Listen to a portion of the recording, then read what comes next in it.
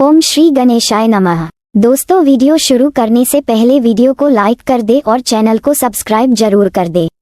Story name is mafia husband and this story is begin from chapter 131 to 132 and guys don't forget to share your reviews and put on your earphones before starting the video for better experience। तो चलिए शुरू करते हैं।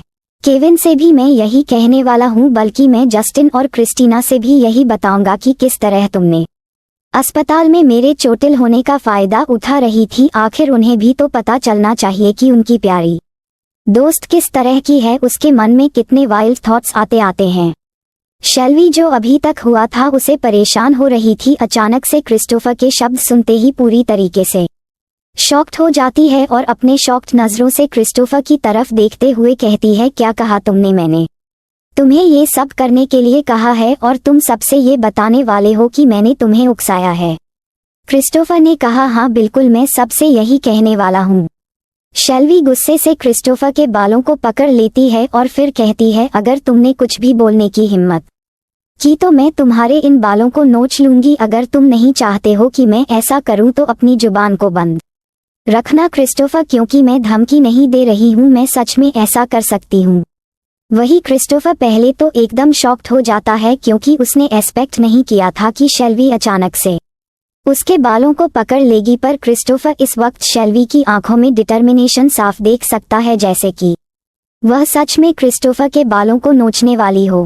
शेल्वी की इस हरकत पर इस बार क्रिस्टोफर को गुस्सा नहीं आ रहा था, बल्कि वह मन ही मन हंस रहा था। आज पहली बार क्रिस्टोफर शेल्वी के चेहरे पर एक नॉर्मल लड़की जैसे एक्सप्रेशन देख रहा था, जैसे एक टीनेजर लड़की अपने बॉयफ्रेंड के साथ बिहेव करती है। आज शेल्वी बिल्कुल वैसे ही क्रिस्टोफर के साथ बिहेव कर रही थी। इस तरह से बिहेव करने पर क्रिस्टोफर को फील हो रहा था जैसे कि वह दोनों सच में एक नॉर्मल हस्बैंड वाइफ हो और उन दोनों के बीच किसी चीज के लिए झगड़ा हो रहा हो। ये बात क्रिस्टोफर को बहुत ज्यादा सुकून पहुंच रही थी।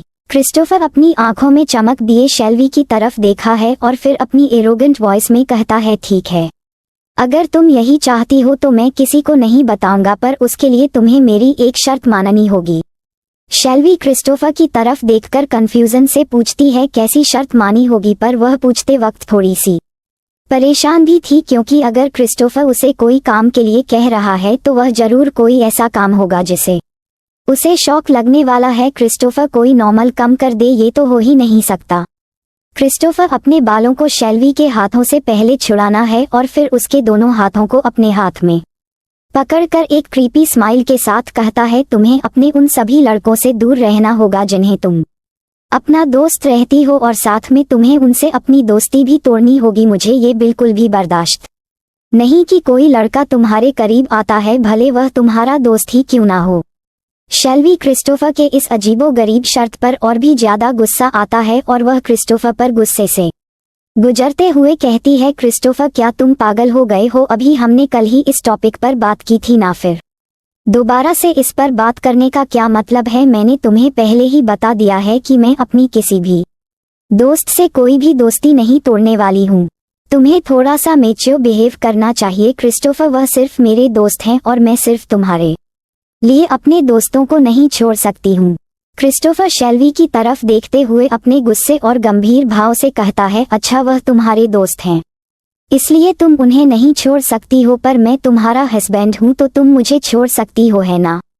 तुम्हारी लाइफ में तुम्हारे दोस्त मुझे कहीं ज्यादा इम्पोर्टेंस रखते हैं और फिर भी तुम चाहती हो कि मैं उन लोगों को तुमसे मिलने दूँ, तुम्हारे पास आने दूँ, है ना? ये कहते हुए क्रिस्टोफर के आंखों में गुस्सा दिखाई देने लगता है। शेल्वी क्रिस्टोफर की तरफ देखकर एक गहरी सांस लेती है, मानो वह अपने गुस्से को दबाने की कोशिश कर रही हो, और फिर बेहद ही गंभीर आवाज में रहती है, क्रिस्टोफर तुम्हारा और उनका कोई कंपैरिजन नहीं है, वह सिर्फ मेरे दोस्त हैं और उनकी एक अलग इम्पोर्टेंट है, और तुम मेरे हस्बैंड हो और तुम्हारी एक अलग इम्पोर्टेंस है। बेशक मैं दोस्तों के लिए तुम्हें नहीं छोड़ सकती हूँ, लेकिन उन्होंने भी मेरी मुश्किल वक्त में हमेशा साथ दिया है। जब भी मुझे कोई प्रॉब्लम हुई है वह हमेशा मेरे साथ खड़े रहे हैं, और आज मैं उन्हें यूं ही छोड़ दूं नहीं, मैं ऐसा नहीं कर सकती हूँ। वह मेरे दोस्त हैं और हमेशा दोस्त रहेंगे।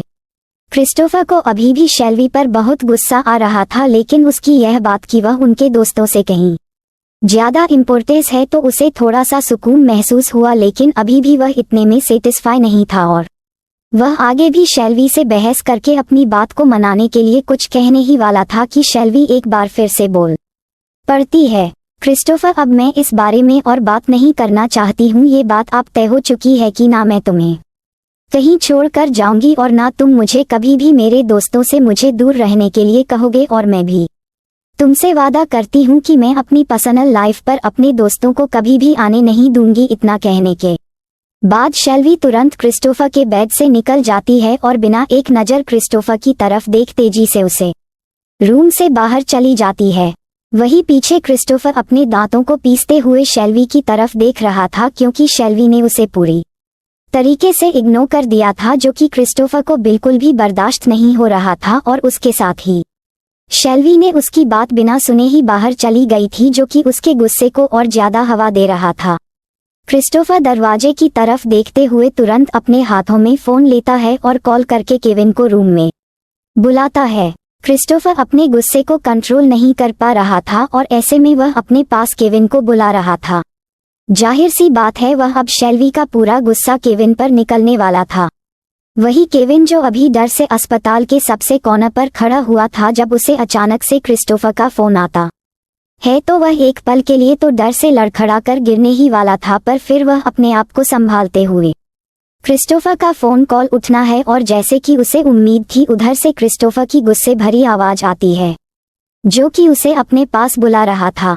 केविन का तो डर के मारे पूरा शरीर कांप रहा था। उसे पता था कि उसने बहुत बड़ी गलती कर दी थी। बिना नॉक किए हुए कमरे में चला गया, ऊपर से उसने क्रिस्टोफर के प्राइवेट मोमेंट्स पर दखल दे दी थी। यह गलती उसके लिए मौत की सजा सुनाने के लिए काफी थी। वह बस दुआ कर रहा था कि क्रिस्टोफर उसे बस गोली ना मार दे, पर वह क्रिस्टोफर के ऑर्डर्स को मानने के अलावा और कुछ कर भी नहीं सकता था। केविन डरते हुए तेज कदमों से क्रिस्टोफर के रूम में आ जाता है और इस बार वह नॉक करके कमरे में जाता है तो सामने देखा है क्रिस्टोफर अपने फोन में कुछ कर रहा था। दिखने में तो वह काफी शांत दिखाई दे रहा था, पर उसके चारों तरफ का जो ऑरा था वह बेहद खतरनाक और डरावना था।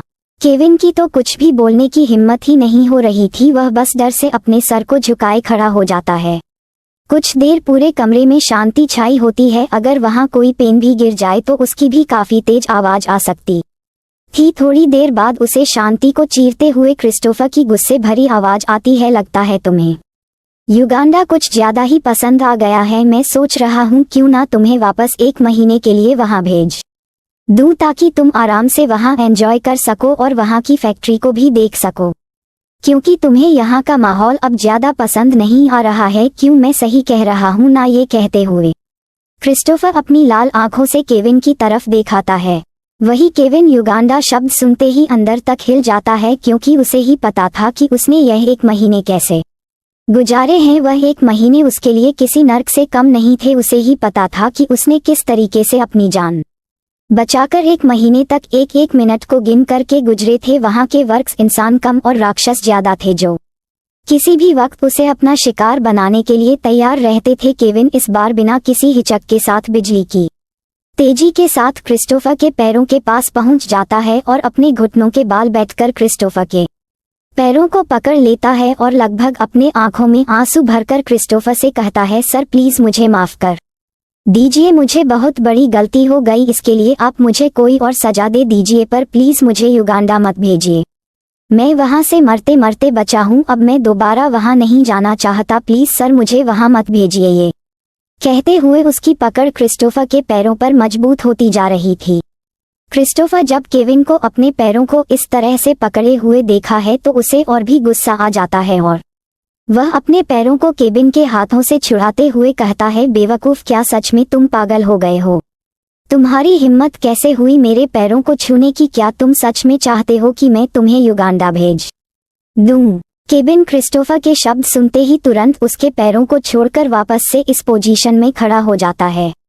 क्रिस्टोफर गुस्से से केविन से कहता है, आज से अगले 1 महीने तक तुम हर रोज मेरे विला को अकेले क्लीन करोगे, वह भी दोनों टाइम। इसके बाद तुम मेरे साथ मेरे ऑफिस वर्क करोगे। ये तुम्हारी पनिशमेंट है। केविन क्रिस्टोफर की सजा सुनकर आंखें पड़े उसे देखने लगता है, मानो उसे विश्वास ही ना हो रहा हो कि क्रिस्टोफर ने अपने विला की सफाई के लिए उसे कहा है। वह भी दोनों टाइम क्रिस्टोफर का विला कोई छोटा मोटा विला नहीं था, वह लगभग 1 एकड़ में फैला हुआ था। अगर वह दोनों टाइम उसे साफ करेगा तो वह 1 महीने में तो खुद ही बुरी तरीके से साफ होकर भगवान के पास पहुंच जाएगा। ऊपर से उसे क्रिस्टोफर के ऑफिशियल काम भी करने होंगे। ये सोचकर ही केविन को चक्कर आ रहे थे। क्रिस्टोफर केविन अभी ठीक से समझा ही भी नहीं पाया था कि क्रिस्टोफर उससे बेहद ही गंभीर आवाज में पूछता है, तुम्हारे पास ऑस्टिन की क्या अपडेट है? केविन अभी तक जो हुआ था उसे तुरंत बुलाकर भूलकर बहुत ही सीरियस हो जाता है और फिर क्रिस्टोफर की तरफ देखते हुए कहता है, सर ऑस्टिन सर शेर की टाइट सिक्योरिटी में भी अमेरिका से छुपाते हुए भाग चुके हैं और वह अब इटली भी पहुंच चुके हैं, लेकिन अभी तक उन्हें आपकी कोई इन्फॉर्मेशन नहीं मिली है, इसीलिए शायद वह सबसे पहले आपके विला जाएंगे। भौतिक विज्ञानी लियोनार्डो वेत्रा को मांस के जलने की गंध महसूस होती है। वह जानता है कि यह उसके शरीर का मांस है। उसने बड़ी बड़ी आंखों से झुकी हुई काली आकृति की ओर देखा। तुम क्या चाहते हो ला चियाचे? काले आदमी ने कर्कश अस्पष्ट आवाज में कहा। पासवर्ड। लेकिन मैं। उस आदमी ने सफेद धातु की संरचना को कसकर पकड़ लिया। लियोनार्डो का शरीर और छाती भी जल गई थी। वह पीड़ा से चिल्लाया। मांस उबलने की जलने की आवाज साफ सुनाई देती है। वेत्रा फिर भय से चिल्लाई। कोई पारण शब्द नहीं। उसने यह महसूस करते हुए कहा कि वह धीरे धीरे चेतना के बिल्कुल किनारे पर जा रहा है। उस आदमी ने उसकी ओर देखा। ने एवेडो प्यूरा, मुझे उससे डर है। वेत्रा को ज्ञान बनाए रखने के लिए डिजाइन किया गया है, लेकिन अंधेरा आ रहा है। उसकी एकमात्र सांत्वना यह है कि हमलावर को उसकी इच्छा कभी पूरी नहीं होगी, चीज कभी न मिले। उसे लगा कि वह आदमी झुक रहा है। हाथ का इशारा तो और भी भयानक है। वरिष्ठ वैज्ञानिक हैरान रह गए। औसत के प्यार के लिए उसने एक कर्कश चीख निकाली, लेकिन बहुत देर हो चुकी थी। जैसे ही वह गीजा के महान पिरामिड की चोटी पर सीढ़ियां चढ़ा, एक युवा लड़की की नजर उसकी ओर पड़ी। जल्दी करो रॉबर्ट, मुझे पता था कि मुझे किसी कम उम्र के व्यक्ति से शादी करनी चाहिए थी। हंसी में उनका जादू उतर जाता है। वह तेजी से आगे बढ़ना चाहता है, कंधे उचकाता है, लेकिन पैर पत्थर जैसे हैं। अलविदा कहो, वह गिड़गिड़ाते हुए कहती है, प्लीज। जैसे जैसे आप ऊपर जाते हैं दृष्टि और धुंधली होती जाती है। कानों में गड़गड़ाहट की आवाज, मुझे लड़की तक पहुंचना ही होगा। लेकिन जब वह दोबारा देखता है तो लड़की किसी दावत की तरह गायब हो जाती है। एक दंतहीन बूढ़ा व्यक्ति अपनी जगह पर खड़ा है। आदमी नीचे देखता है। होंठ भींचे हुए तुरंत चिल्लाया, लैंगडन। वह आवाज पूरे खामोश रेगिस्तान में गूंज उठी। रॉबर्ट लेगुडॉन एक दुस्वप्न से जाग गए। बिस्तर के पास रखा फोन चिल्ला रहा है। मोहित होकर उसने रिसीवर उठा लिया। नमस्ते, मैं रॉबर्ट लैंगडन की तलाश कर रहा था। जब लैंगडन खाली बिस्तर पर बैठा तो एक आदमी की आवाज आई जो अपना दिमाग साफ करने की कोशिश कर रहा था। देना, ये रॉबर्ट लैंगडन है। उसने घड़ी की ओर देखा। डिजिटल घड़ी पर सुबह के 5 बजे हैं। 18 बज गए। तुम्हें तुरंत देखने की जरूरत है। कौन बात कर रहा है? मेरा नाम मैक्सिमिलियन कोहला है। मैं एक पृथक कण भौतिक विज्ञानी हूँ। आप क्या लैंगडन को समझ नहीं आया क्या? क्या तुम आश्वस्त हो कि क्या आप लैंगडन को ढूंढ रहे हैं? आप हार्वर्ड विश्वविद्यालय में धार्मिक आइकनोलॉजी के हैं। सहजीवन पर किताबें लिखी। और क्या आप जानते हैं कि यह कौन सा समय है? मुझे माफ करें, मेरे पास कुछ है जो आप देना चाहेंगे। ये बात फोन पर बता पाना संभव नहीं है। लैंगडन के होठों पर कुटिल मुस्कान उभर आई। घटना पहले भी हो चुकी है। कुछ दिन पहले उनकी पुस्तक के एक पाठक ने समूह की ओर से उन्हें सबूत दिखाने के लिए बुलाया कि भगवान ने उन्हें दिया था। एक अन्य लड़की ने उसे ओक्लाहोमा से फोन पर सबसे अच्छे सेक्स की पेशकश की अगर वह कृपया वहां जाएगा और अपनी बेडशीट पर लिखी परी कथा को देखेगा। तुम्हें मेरा नंबर कहाँ से मिला? इस बार लैंगडन ने नर्म स्वर में बोलने की कोशिश की। वर्ल्ड वाइड वेब पर, आपकी पुस्तक वेबसाइट पर। अब लैंगडन उठ खड़ा हुआ। उन्हें यकीन है चाहे उनकी वेबसाइट पर कुछ भी हो, अंधेरे में भी घर का कोई फोन नंबर नहीं होगा। आदमी झूठ बोल रहा होगा। तुम्हें मिलना होगा, फोन करने वाले ने दबाव डाला। मैं तुम्हारे लिए काफी हूँ, मैं अदा करूंगा। अब लेगुडॉन पागलपन की स्थिति में है। माफ करें, लेकिन मैं वास्तव में समझ नहीं पा रहा हूँ। यदि आप अभी प्रस्थान करते हैं तो आप यहाँ पहुँचेंगे। मैं कहीं नहीं जा रहा हूँ। सुबह के 5 बजे हैं। रिसीवर उठा लिया। लैंगडन बिस्तर पर वापस चला गया। उसने अपनी आंखें बंद कर लीं और वापस सोने की कोशिश करने लगा। प्रयास काम नहीं आया। सपना मन में आ गया। ऐसा करने में असमर्थ होने पर अंततः उसने बागा पहन लिया, फिर नीचे चला गया। रॉबर्ट लैंगडन ने अपने मैसाचुसेट्स में नंगे पैर चलना शुरू किया। घर पर अब उसने अपनी अनिद्रा से बचने की आशा से धुएं का एक मग उठा लिया। अप्रैल का चंद्रमा बाहर से रोशनी भेज रहा है। ओरिएंटल A1014 उर्फ सभी विदेशी डिजाइन सहकर्मी अक्सर मजाक करते हैं कि उनका घर कोई घर नहीं बल्कि एक प्राचीन अखाड़ा है।